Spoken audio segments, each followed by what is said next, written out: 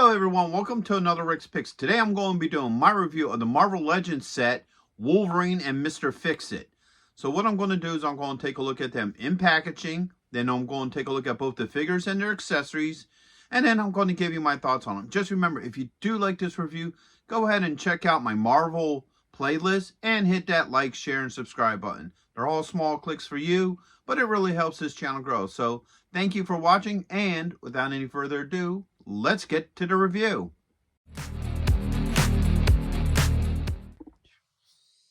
Okay, so here they are in packaging. I love the packaging for this. It's simple, but it works. So you got your choking hazards up here, Marvel Legends. All right, you got your age restriction here. You got this open shell so you can see the two figures.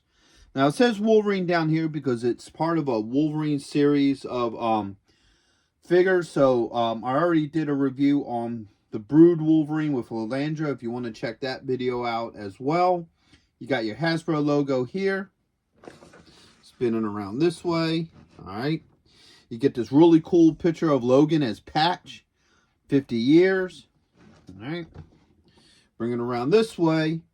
You get some, comic book cover art here. You get, their names, Marvel's Patch and Joe Fixit. All right, you get a little bit about them in a couple different languages. You got the original comic book art, Marvel, Hasbro, choking hazards, and so forth. Bring it around this way. Now you get this nice picture of Mr. Fixit, 50 years. All right, bring it around like this. You got Marvel's Patch, 50 years, Joe Fixit. And then underneath you got your legal and SKUs. So with all that being said, let's open them up and see what they're about. If you're going to be in the Philadelphia area from September 7th and 8th, then you got to check out RetroCon 2024 at the Philadelphia Expo Center. They have lots of great tables and vendors selling all sorts of retro action figures and collectibles. Plus, they have guests, arcade games, contests, panels, and much, much more.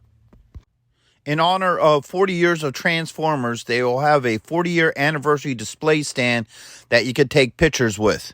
Special guests will be including Anson Williams, who played Potsy in Happy Days, Don Moss, who played Ralph from Happy Days and also played Eric from Dungeons & Dragons, the cartoon, voice actor Neil Ross, who played the voices of Shipwreck, Springer, and many other iconic 80s cartoon characters.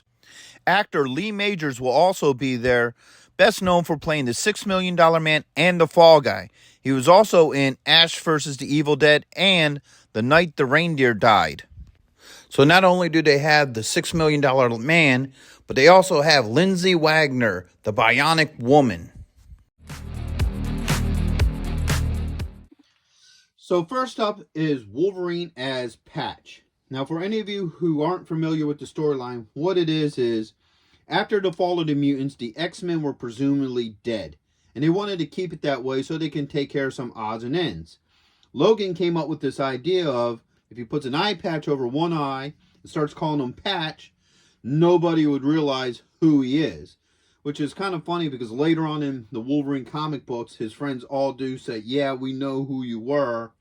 But we just didn't want to piss off the short guy with razor-sharp claws and an attitude, which totally makes sense. So let's start taking a look at him. All right. First off, let's give him the rotation.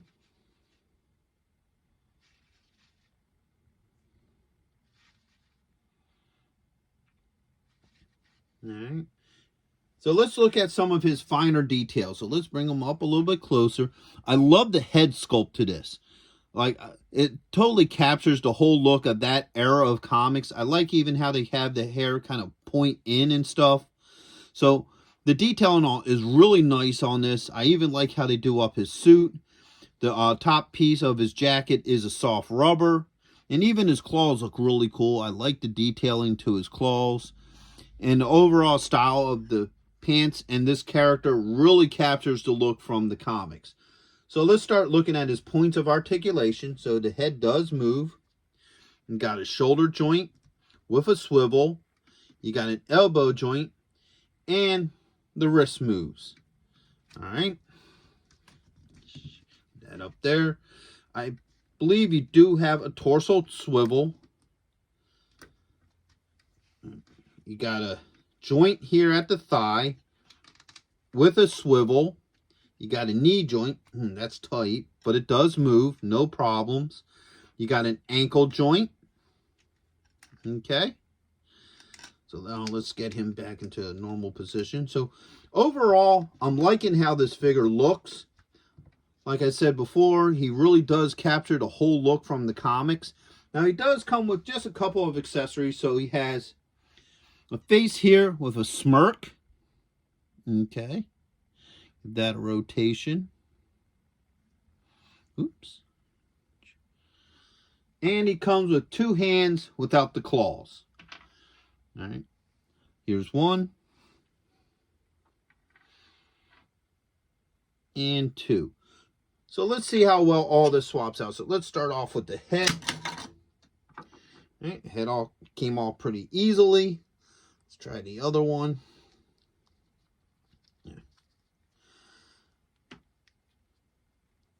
All right. The head pops on really well. No issues with it. Let's get another stand. So he has the other head. No problems. Let's see how well these hands swap out. That came off pretty easily. That popped in pretty well. And that popped in pretty well. So everything swaps out really good. I don't have any issues with this figure.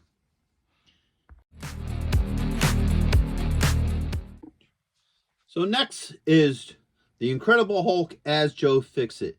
Now, I'm not too sure of how he became this way.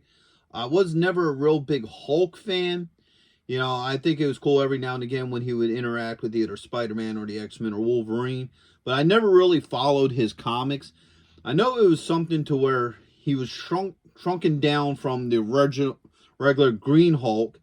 He's not as strong, but he does have consciousness and he's a lot more intelligent. That's all I really know from that particular storyline. But other than that, I think he's a really cool looking figure. I like the overall look to him. So let's give him the rotation.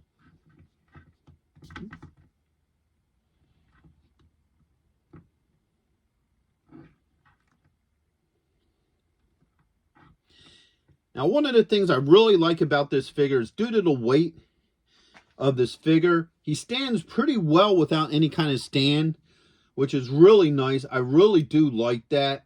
So you can have him with your collection and he could just stand just like this and you would be fine.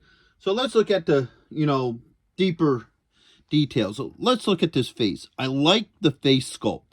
Just like the Patch figure, his face really matches up with the comic book that of that era. All right, his jacket's the same way. It's a soft rubber that goes over the body, which is really nice. Now, I like his shoes. Let's see if we can see these shoes. I like how they put that pattern in there. That's really nice. That's a really fine look at detailing. So I really like that on the tips of his shoes. I think they did a good job with that. So let's look at his points of articulation. So the head does move. You got a shoulder joint with a swivel. You have an elbow joint and you have a wrist joint. Okay. Get those up. You got a swivel at the belt line, but you don't get much movement, probably because of the jacket. All right. You do get a thigh joint with a swivel. You get a knee joint, and you also get an ankle joint. So for a figure this thick, he actually has a good amount of points of articulation. So I really like that about him.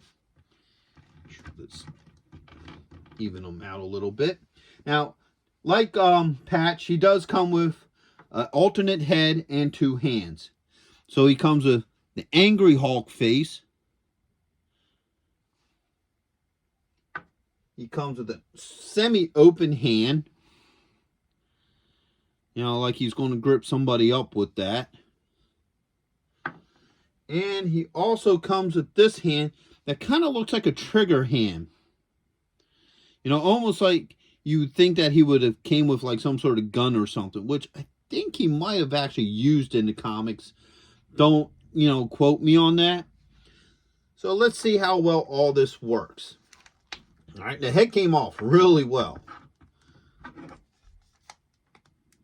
All right, let's see how well this pops in. All right, so that head fits on really well. I don't have any issues. All right, that pulls off. All right, that's in.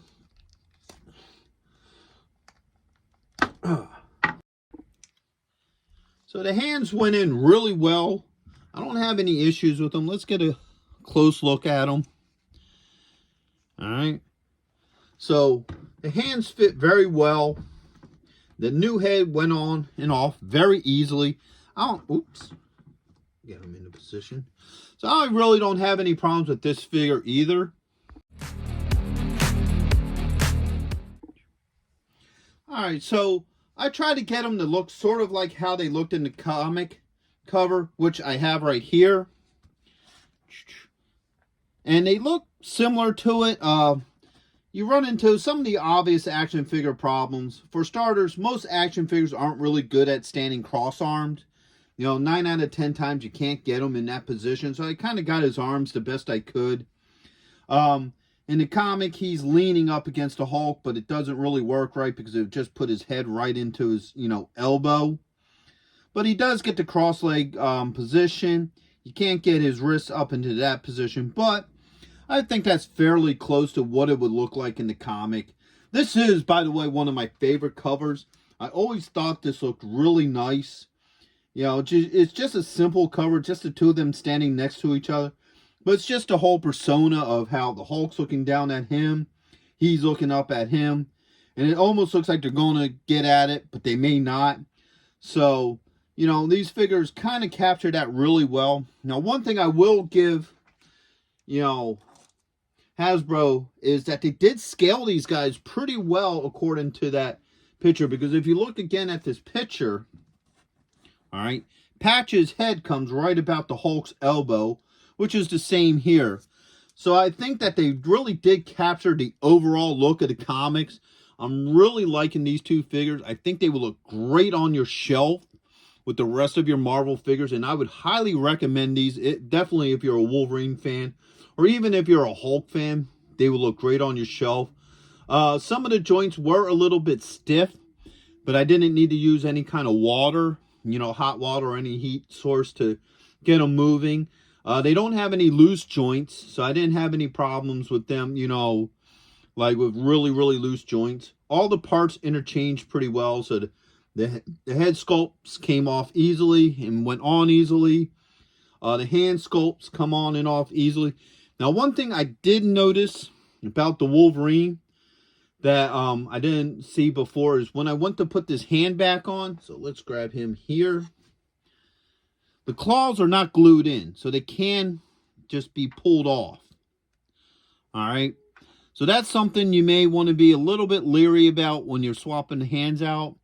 But they do stay in there pretty well. The claw just pops right back on.